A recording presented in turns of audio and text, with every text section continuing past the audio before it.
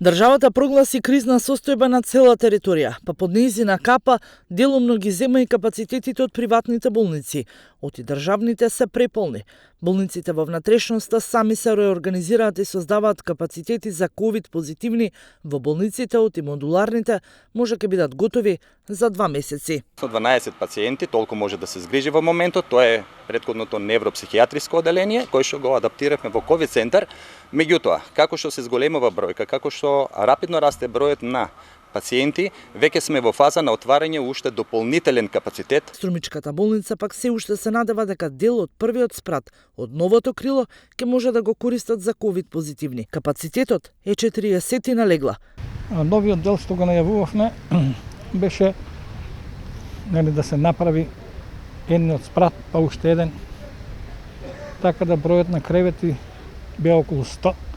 Меѓутоа за сега уште не можеме да го пуштиме. Приватните поликлиники во Струмица и југоисточниот регион немаат болнички капацитети, а капацитетите кои ги нудеа само едно од најголемите казина на југот од земјава во време кога се прогласи воредна состојба, веќе се повлечени.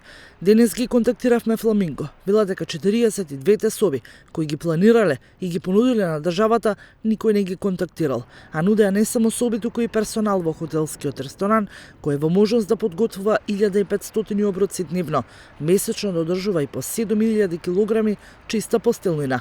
Конкретно не одговорија денес дали ако државата им ги побара капацитетите, кој би бил нивниот став, и додека се направат модуларните болници, раководствата на болниците ќе се снаоѓаат со реорганизации додека има простор, ама и се надеваат дека бројот на новопозитивни нема да се зголемува.